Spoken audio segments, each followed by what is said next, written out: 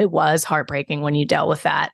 And now I can look back at it and not laugh, but also appreciate like, oh, that was really what I needed. And I can see that when people come up and talk to me at expos, or when I am able to train with people in person, I can see like they need that spark. Like they are waiting for that little spark to like ignite their strength journey too. So yeah, I'm proud of that. And 100%, you've got to keep the failures in to remind people it's not all perfect.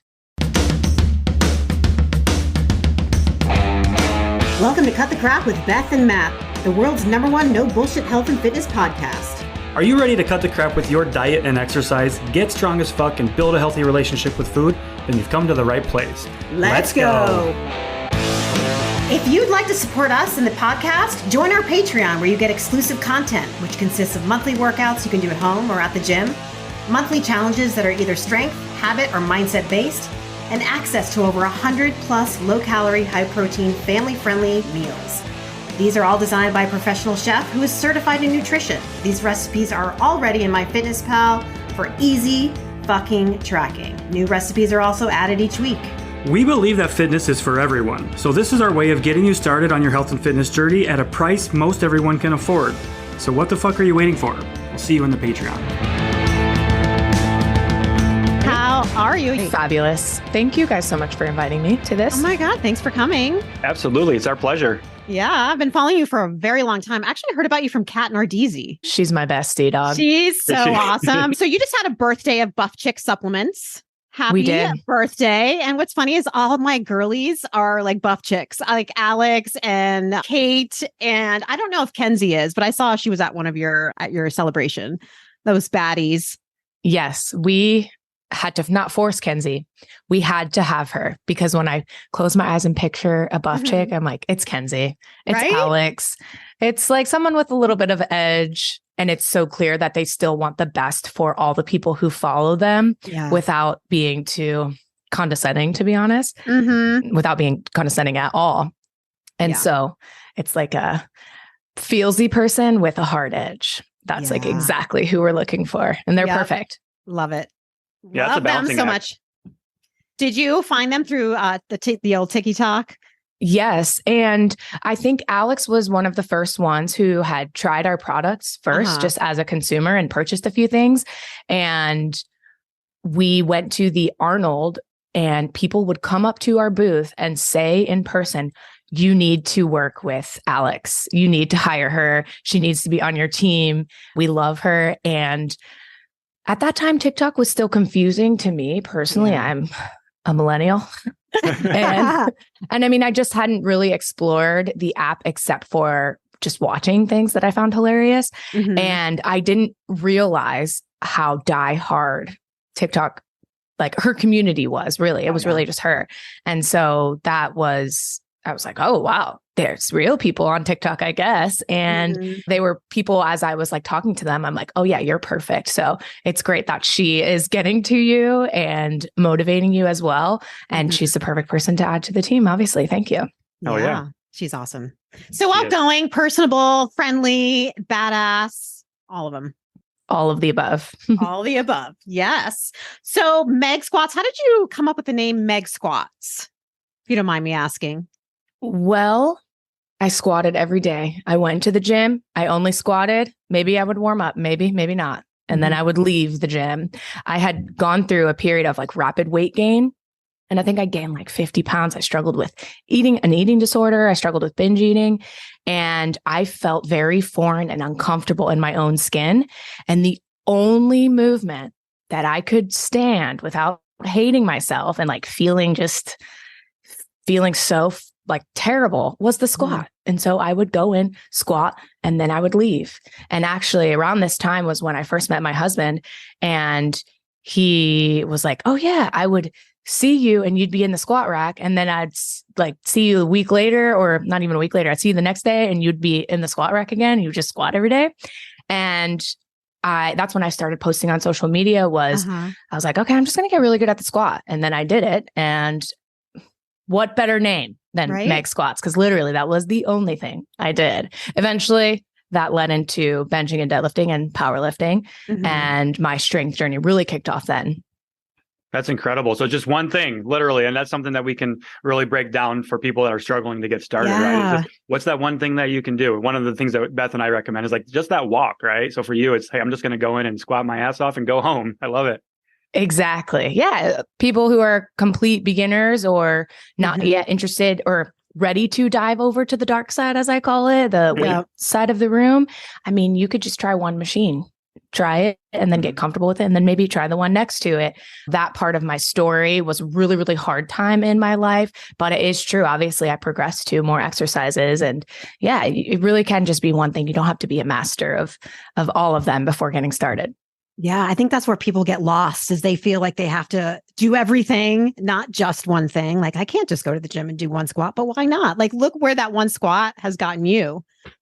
Exactly. Pretty fucking incredible. Now I've got 20,000 people on my program doing a lot more than just squatting, right? Yeah. Incredible. So your mission is to get a barbell in every woman's hands, right? Exactly. Love the mission. Has that been the mission? Like once you started becoming, I guess when you went through your own binging and thing like that, and then started squatting, was that your goal was to become a coach and start working with people? Or was that just something your own recovery? And then you just realized the power of working with barbell and strength and how empowering it was for you. And you wanted to share that with other women. I think the latter for sure. I started getting into social media as I was just squatting every day.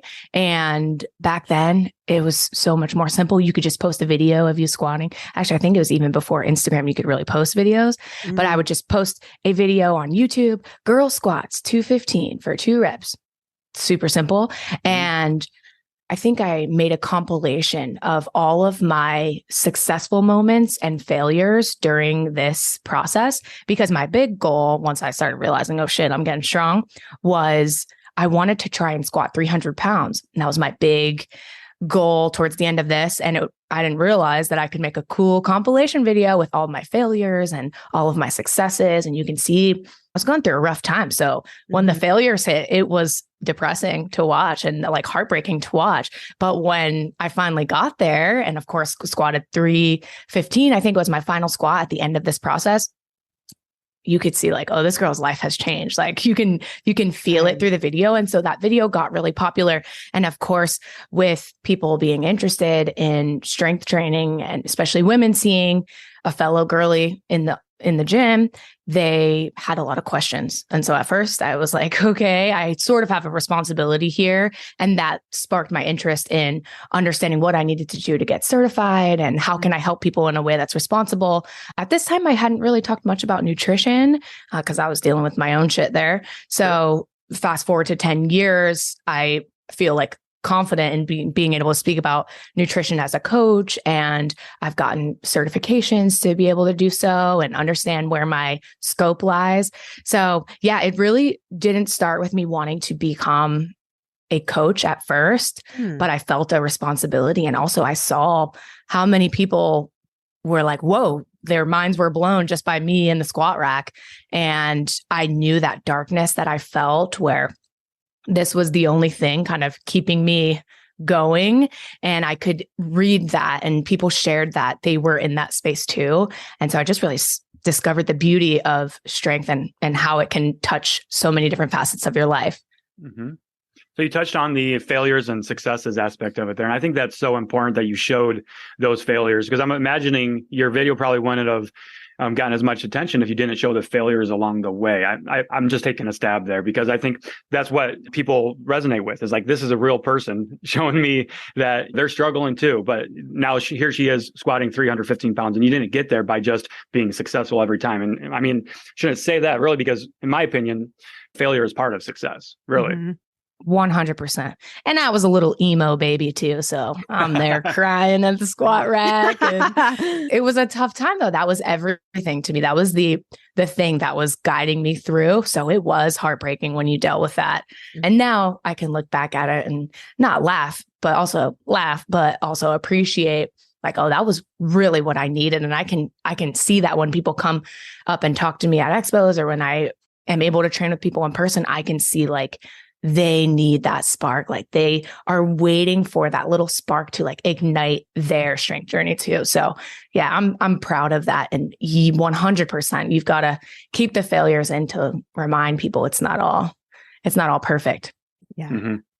Failures. I mean, we see failures as like this black and white thing, right? Like, oh, I messed up. I didn't reach my goal. So now it's like, what do I do now? Do I just quit? It's like, no, let's use this as an opportunity to get stronger, to learn, to move forward. If we let it be a failure, it will be, essentially. Mm-hmm.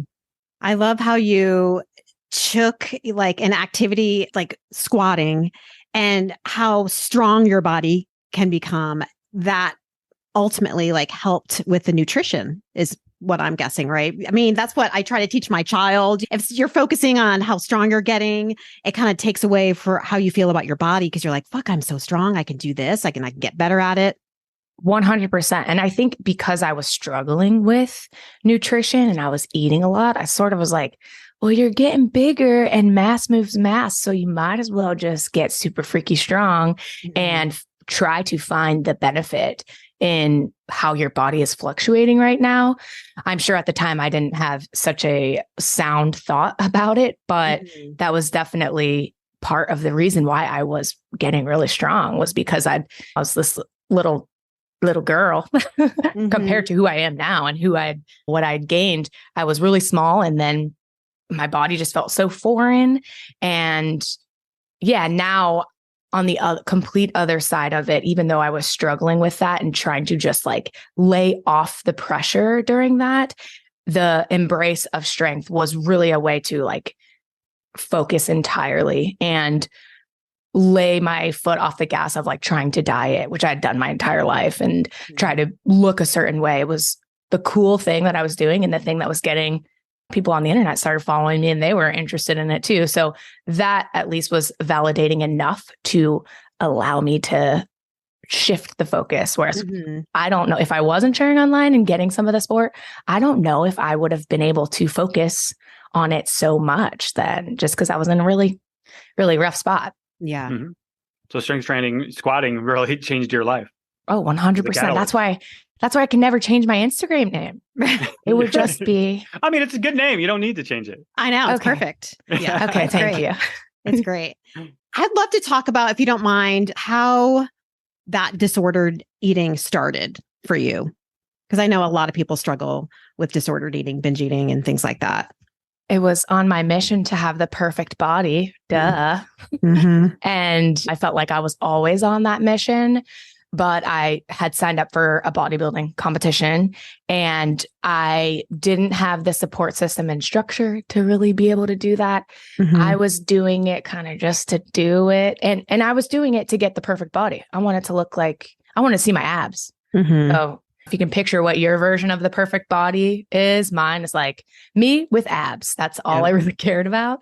And now I think people like Alex and Kenzie that we mentioned, they share such a cool side of the bodybuilding world that is, they are so honest about it in that, hey, this is really freaking hard, but also there's a way to do it to where you don't go nuts in the way that I do. And you should have a coach who really gives a shit about you.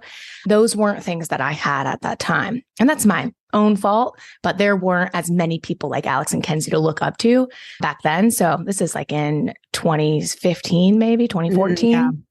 And so I just wasn't as immersed in the bodybuilding culture as I could have been. And I isolated myself and I ruined relationships. Some of them I needed to ruin them. So that was a good thing, but I didn't need to be such a bitch to my mom, for example. And really the main thing was I isolated myself, especially when I started developing the uncontrollable binge episodes. I didn't tell anyone until like years later, even. It was embarrassing. And that was what I had my show. And then immediately, like 5 weeks later, I was in a different body. Wow. In a different body because of just because of the rebound weight gain that came after your show, you mean? Or yeah, I was like 118 pounds when I competed and when I stepped on stage. And then I think the heaviest I was at this time was like 164 pounds. Wow. And that was in a very quick, like maybe like 2 months, maybe even less than that. Mm-hmm. Mm-hmm. And for anybody listening, the reason why for that is because you were so restricted and you had to just be so disciplined with your nutrition and then just going back to your normal life after the fact, or what happened there? Yeah, I think I didn't do things like keep my coach after my show. I was super poor, so I could barely afford a coach anyway. Sure. And thinking about being frugal in that way and what I could afford, and also just feeling relieved that it was over and now, okay, I can eat normally, and then hating myself for eating normally, and then not being able to physically control my hand from shoving more food in my mouth and binging every night, basically. Yeah. Do you feel like the bodybuilding prep and experience exacerbated your issues you were experiencing with food at the time? Yeah, I think it caused I had always struggled with going into cravings and not feeling super knowledgeable about nutrition at all. And then after the show, I just had no guidance or support. Mm-hmm. I also, again, I was isolating myself. So I had fewer social engagements to attend to at all, had fewer friends, fewer people that I could trust. I didn't tell any of them. So instead of hanging out with people, I stayed my ass at home and binged. Mm-hmm. So I think it's that scenario was what set off multiple things that led to an eating disorder. Sure. How did you get yourself out of that cycle? Well, I really wish I would have gone to a therapist. Again, like in 2014, I don't think that was a conversation that was talked about as much as it is now. So I feel like I could have gotten my life back so much quicker had I told one person. So there were a lot of mistakes I made along the way, but my journey was really, I let go and I abandoned any pressure that I felt to look a certain way and any guilt that I had with, regardless of what I was eating and how much. I said, no more guilt. You're not emotionally attached to this. It is just food and you don't have to feel like shit for eating however much you want. And so that was a very slow process to get to, and also making sure, trying to not eat in secret anymore and opening up. Maybe I wasn't telling people exactly what was going on, but getting back to my normal social life, I think helped a little bit. So I don't know if my journey is the best. I always tell people like, get therapy, because how many months did I waste and how many, maybe almost a year of trying to recover on my own did I waste not having me back? So yeah, I mean, the biggest thing that at least I knew to do was to let go of the guilt and really, I think, focusing on strength and allowing myself to just not be worried about the mirror and quit all the freaking body checking for once in your life. I think that did help. If there's one thing we can all agree on, it's that life is hard, and with that comes a level of stress that can often be debilitating. Balancing your mental and physical health often seems like you need a PhD to achieve, and so often we are only able to focus on one or the other, which can lead to a less than enjoyable life. And that's why I loved Cured Nutrition's Serenity Gummies. From coaching calls to leadership meetings with my team, to tapping into my creativity for new content, to closing business deals, and even interviewing guests for this podcast. The Serenity Gummies have proven to be a valuable part of my self-care routine. I take them daily to help manage my stress and anxiety, and doing this allows me to perform at my absolute best, which helps me serve others to my absolute best. Formulated with their trinity of ingredients, a blend of full-spectrum cannabinoids, functional mushrooms, and adaptogens, Serenity Gummies are your answer to finding calm in the chaos that we call life. Right now, Cured is extending an exclusive offer to you, our listeners. You can grab a bag of Serenity Gummies for 20% off by visiting www.curednutrition.com/CTC and using coupon code CTC at checkout. That's CURED nutrition.com/CTC and coupon code CTC at checkout to save 20%. So what are you waiting for? Pop a gummy and protect your peace, and let's cut the crap together.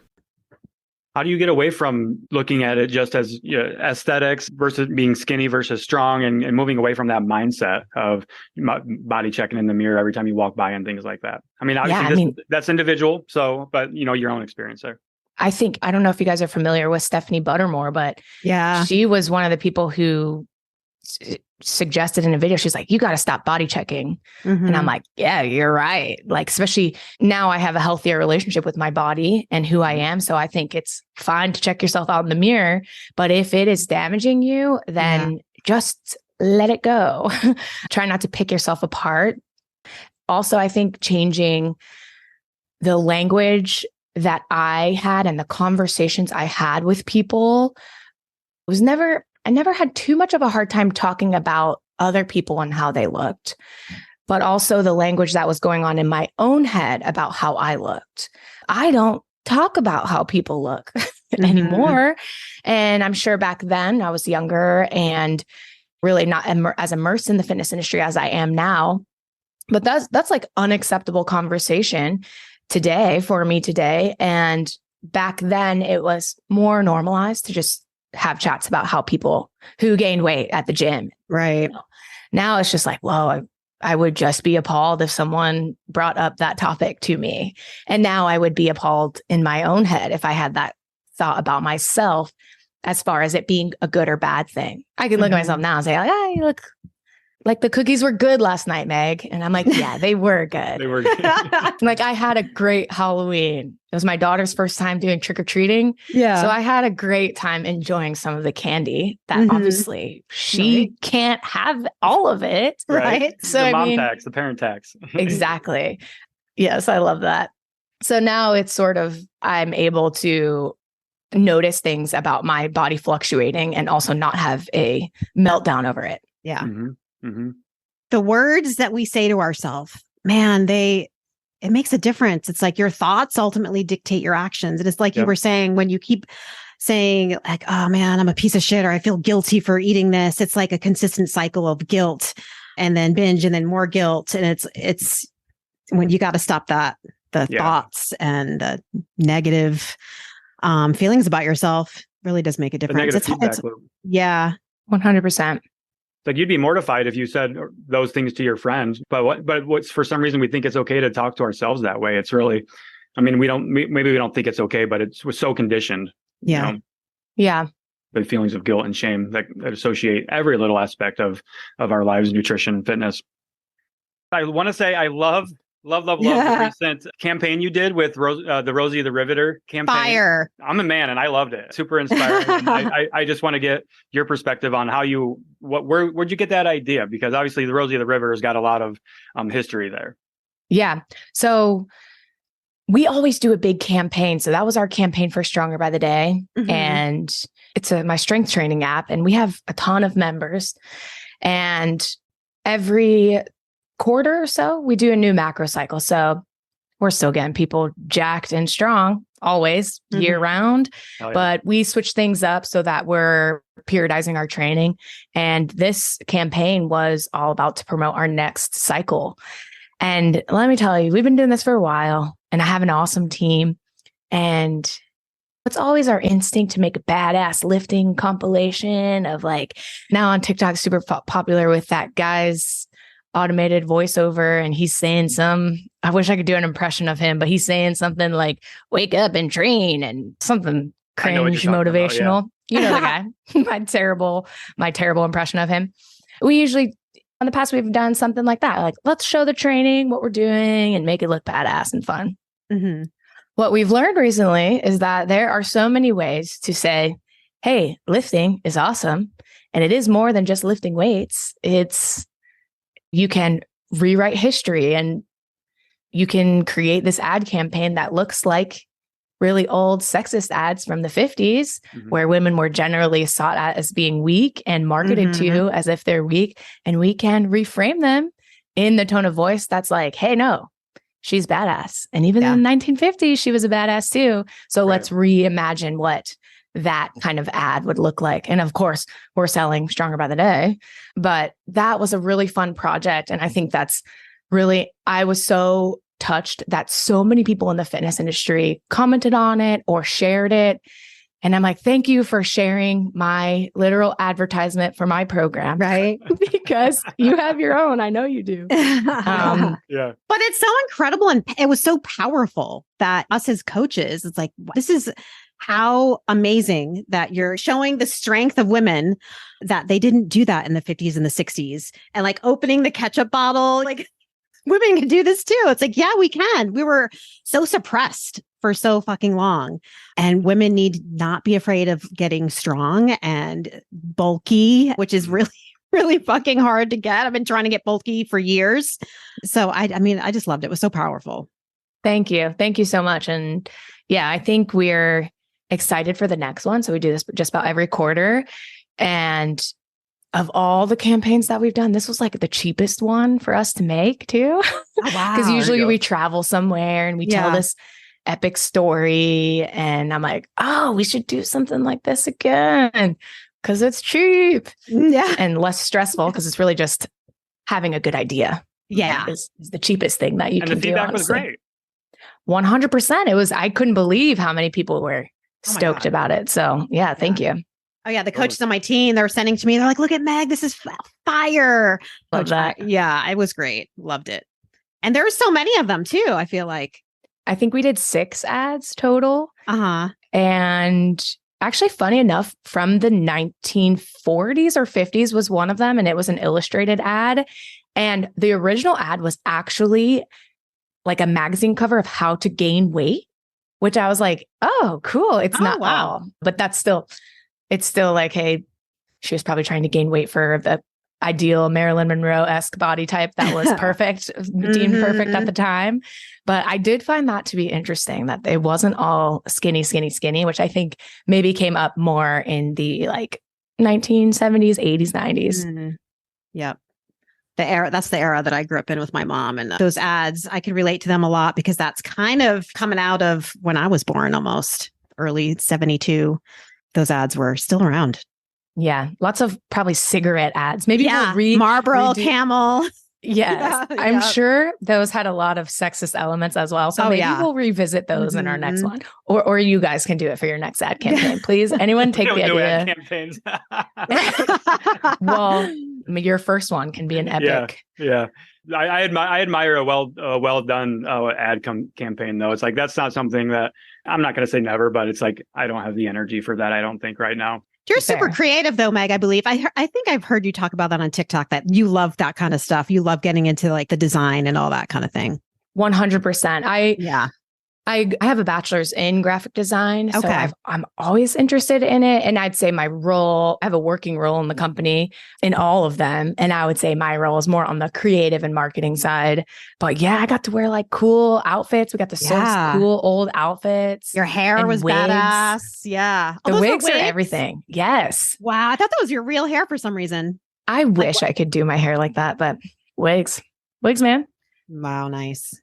Yes, Rosie the Riveter reimagined and with an incredible message behind it. I love it. Mm-hmm. Beth, didn't you do something similar to Rosie the Riveter a couple of years ago? That's my logo. Your logo, that's what it is. Beth Rocco Fitness logo with a kettlebell. Rosie the Riveter, exactly Mm-hmm. Fuck yeah.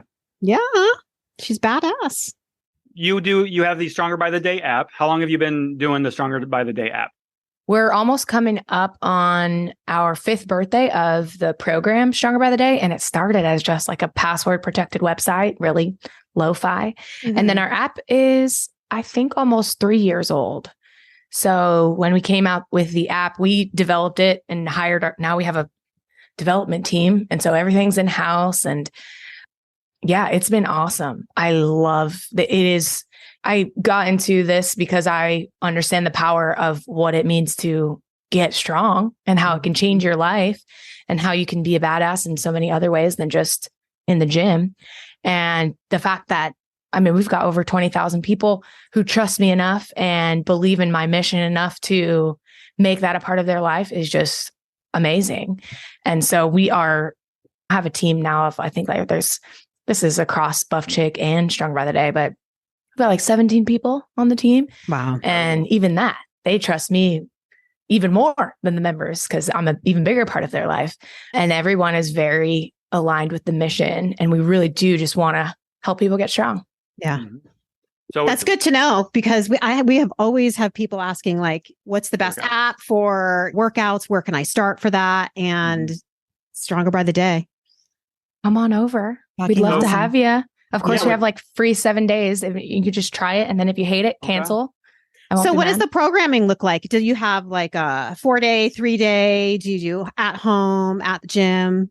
We have all of the above.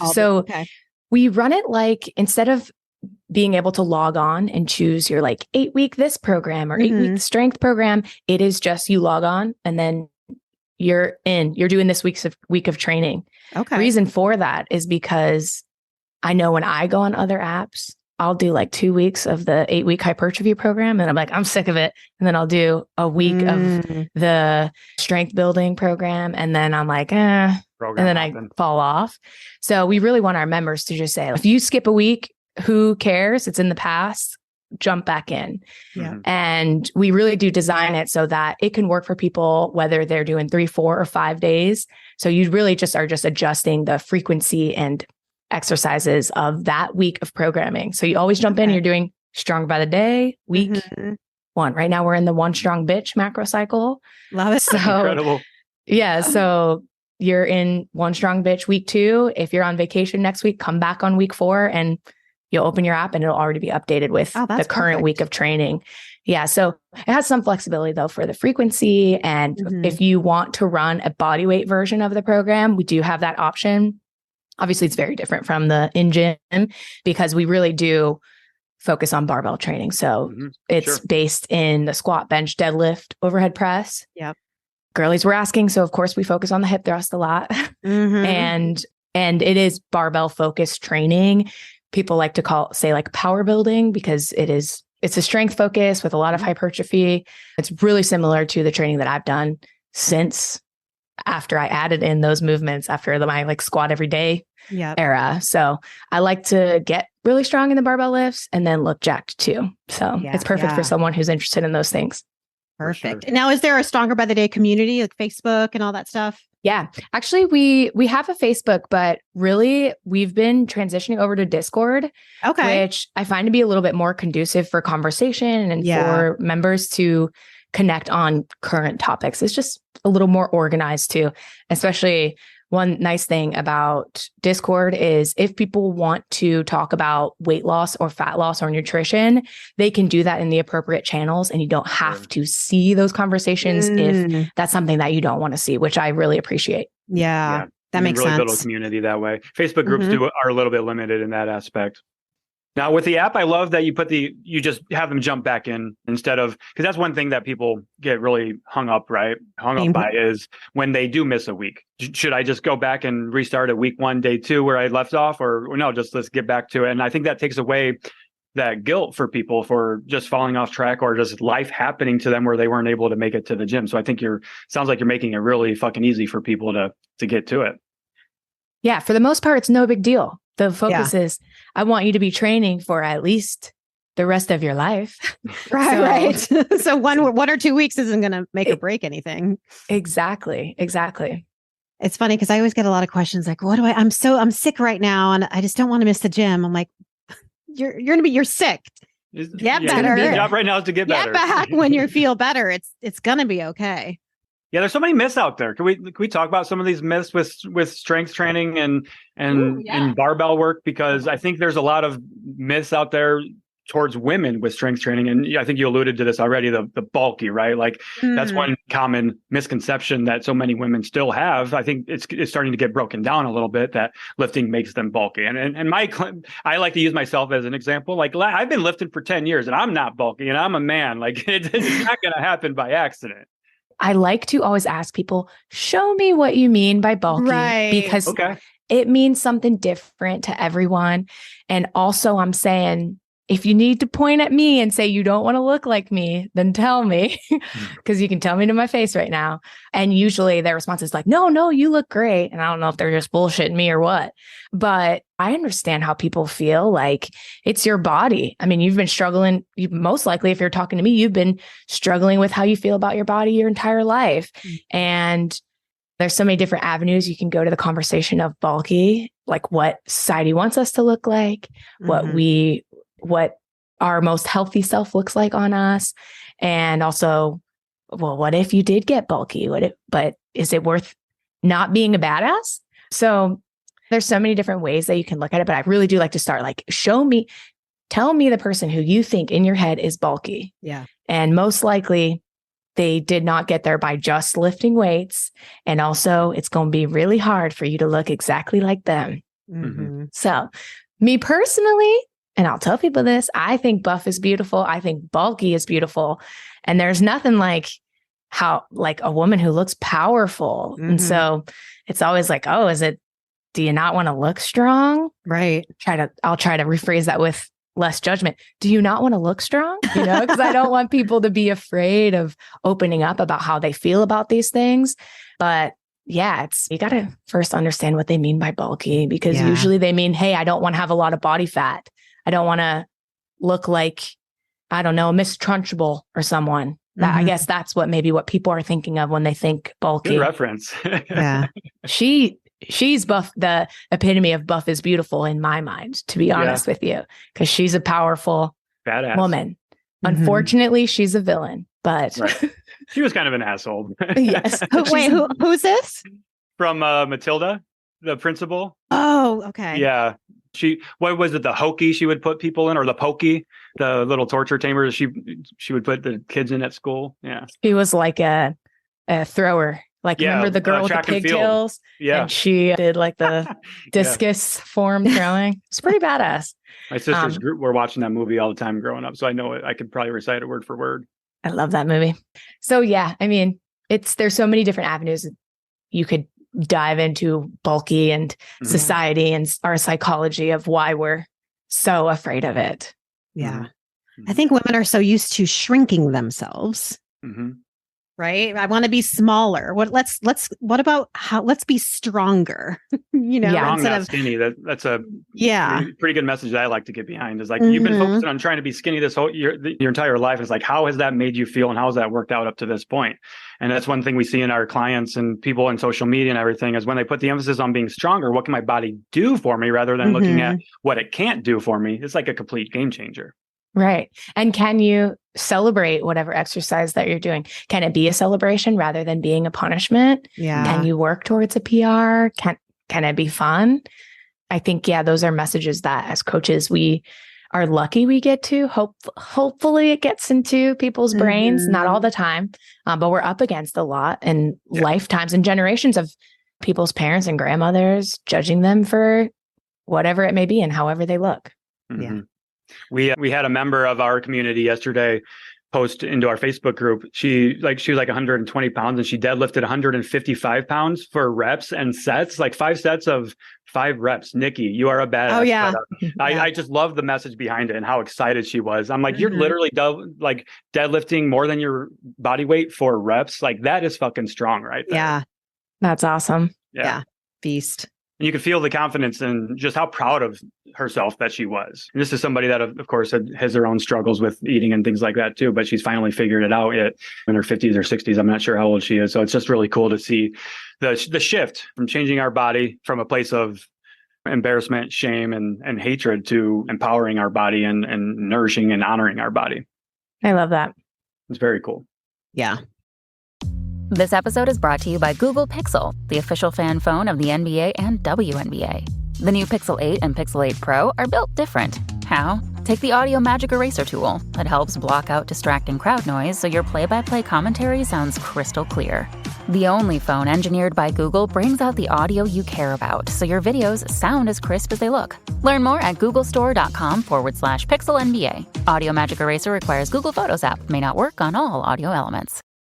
Okay, so can we talk about the confidence aspect of strength training? Because you mentioned how strength training can impact many different aspects of life, and we see that all the time too. Is they start lifting weights, and our clients will be like, "Oh my God, I thought I hated the gym." It's like, well, you were in the gym for the wrong reasons, like doing circuits or group training and things like that. There's a place for that, but once women start finally actually getting a barbell in their hand, it almost seems like it's night and day. After a month or so, even a couple of weeks, just seeing the confidence that portrays into every aspect of their life, maybe as a parent, as a significant other, as a leader in their business, whatever it might be, their confidence is increasing just because they took that risk, I guess, or took that leap of faith for themselves and did that hard thing that was very intimidating. Yeah. And there aren't too many things in today where you can actually see your progress so clearly. And lifting is one of those things. For me, I was killing myself at a job and not knowing if I was even doing well. And that took a huge hit to my confidence and in my relationships. You can't really see like how your volume and reps and sets are progressing over time. You can't really get a good demonstration of progressive overload in most things in life. So for people who are looking for confidence, I love lifting weights for that very, very clear, yeah, you're making progress and you did more than last week. It's really hard to see that anywhere else. It is. And so I think it's something that when you're a badass in the gym, maybe that means you're feeling like a badass in the boardroom and at your job and with your family and in your relationships. You just show up to becoming your most confident self. Cause I can get through this thing if I can, our girl Nikki, if I can deadlift 150, which is more than my body weight, 4 reps and sets, and just be this huge badass. Yeah. Absolutely. How do we get women to not be afraid of lifting a barbell, thinking they're going to injure themselves? That's a great question. And I think it does go back to introducing small things and introducing the most like regressed version of a certain lift. So I have a program that I worked on called Before the Barbell. And it really does take, okay, before we start touching that barbell, and that's my goal, to get a barbell in your hands. Everyone knows that. Let me just see your hip hinge first. And let's like practice just tapping your butt on the wall with maybe a PVC pipe in your hands and introducing variations and movement patterns in that way to where people can get the movement pattern before they start loading the weight. But I mean, hopefully most gyms have implements that you can work your way up to that 45 pounds, because I know honestly, it's hard to lift the freaking barbell out of wherever it's loaded. Yeah. If you want to take it on the floor to deadlift, especially if you haven't been strength training. So we created that program and made it free so that people could have it at their disposal. Oh, nice. It's just on Instagram at Before the Barbell. So you can kind of just see like weeks 1 through 8 on there. And it's an 8-week program to get you into that. Of course, there's videos that teach you along the way. But that for us, that was myself and my team. We were like, let's just make this free and just put it online so anybody can use it. And I think it is really hard, especially for people who were never athletes and never played sports, which is a lot of people who get into the gym because they finally realize like, I need to move my body. I think breaking down the like most remedial movement pattern as best you can is obviously the way to do it, to get them in and then hopefully touching that barbell and feeling comfortable before they even put their hands on it. Yeah. What a great resource, Before the Barbell, everybody. If you want to get started, not sure where to do training. it. Yeah. There you go. I love that. That sounds like a plan. We need to have more resources out there for people to just get started. Yeah, to reach more people. I love that you do that for people. It's a very popual question. How do I even start? I'm like, okay, well, you need a program. A lot of people just want to go wing it in the gym and just what should I use? It's like, and that deters them from actually going into the gym because then they're like, I don't know what to do. So why do I even bother going? But having something always helps. When you get in there, it's like, okay, I have a plan to follow. You're more likely to do it. Yeah. And you can see someone with pictures and videos of what they're supposed to look for. They don't have to YouTube the video themselves and maybe they find a bad video. And so there's a lot of those 100%. On YouTube as well. So or I know most of my people on Stronger by the Day are women who I see myself in, and I'm sure they see themselves in me.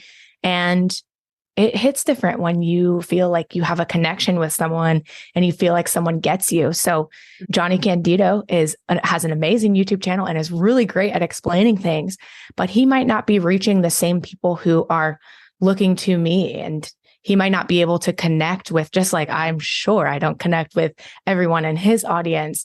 Sometimes you need someone, because especially if you're in that vulnerable state where you're just getting started, you need someone who is more like you. Sometimes it's someone who's down to earth. Sometimes it's someone who kicks your ass. Everyone is looking for something different, and everyone's looking for a certain connection that makes sense for them. So Meg, are you also a runner? I dabble. You dabble? Okay, because it's in your bio that lift, run, pre and postpartum. So you dabble a little bit. I learned I need to do cardio. Yeah, I know. What's up with that? Super annoying. I started running as a little challenge to myself. I ran the specific challenge of I wanted to do. Are you guys familiar with the Army ACFT test? The standards. Oh, yeah. Okay. So they recently redid it. Back in the day, it used to be just like, okay, you got to do push-ups, sit-ups, and a run. And now it's cool because, I mean, it's not perfect, don't get me wrong, but you deadlift in it, you do a heavy throw, you do the run, of course, push-ups, and a plank. So I'm like, oh, this is like kind of up my alley. So after I had my daughter, I took time to recover. And like about a year after by her first birthday, I did this test to see what I would do. And of course, I had to run during doing it. So I got really into running and I like studied a little bit about endurance training and sprint training that I had never really cared to know about. And I really do like running. It's been something that is hard. You can't do it all, can you? Because I love lifting. I'm never going to let that go. Yeah. So running is something I try my best to do a few times a week. Yeah. Maybe once a week. It's a different skill. Yeah. Totally. Yeah, we're team running here, actually. I haven't always been a runner, but Beth has really been embracing running, and so have I. And it's just been for my mental health alone. Beth likes to call it "run the crazy off," and that's I do. I run the crazy off. It's a real thing. Well, so when I quit drinking 8 years ago, I got into running, and I was like, okay, this is harder than actually quitting drinking. So I'm going to keep doing this because this is helping me not drink. So then I enthroned myself into like doing all these races, 5Ks, 10Ks, half marathons. And so almost like you with the squat, the running was my, I love that. thing. And then you're never hungover. So you can always wake up early for a race. And so it's the one thing that I can do that I completely can shut out everything else. Like you can't look at your phone, you can't answer emails, texts. So it's like, all right, I got 30 minutes to an hour and no one's going to bother me. It's like my best ideas happen during my runs. I love that. See, I wish I had good ideas, but have you guys ever played the app? Well, you're not really playing, but Zombies Run. Have you ever heard of this? Oh my God, I love Zombies Run. That's actually what got me into running. Is it? Yes. Such a cool fucking game. Oh, geez. Yeah. What is this Beth? Game about? No, I'm not. Okay. I'll let Meg tell the story behind it. Well, you get ready for your run and you put your headphones on. You can listen to music, but while you're running, you're revealed a story about the apocalypse and your role in the apocalypse. Your job as runner 5 is to help the community that you kind of stumbled upon. And they don't know if they can trust you yet. So you're vulnerable, but you got to keep running because there's zombies chasing you and you're on a mission. So you're running and being told a story in a cool way. And really it does like kind of, when I hear the zombies coming, I'm like, that adrenaline kicks in, doesn't it? So it's like almost like you're in a game in a weird way. It's gamifying fitness. Okay. That's kind of cool. Love it. I'm gonna have to check that out. I wish they had zombies lift. Maybe I'd lift in here. Yeah, because you could do there you go, Meg. Create that. Just press a zombie, right? Like the zombie's trying to attack you. You better press it off of your body. See? Not There's a bad your next idea, Meg, right there. Next campaign. Zombies lift. Zombies lift. And running too, I think, is one of those things that people tend to get into for the wrong reasons. I know I certainly did when I first got into running. That's how I started my health and fitness journey more than a decade ago, was with running, and I hated it. But of course, I was doing it to change my body, and so of course I hated it because I hated my body at the time, right?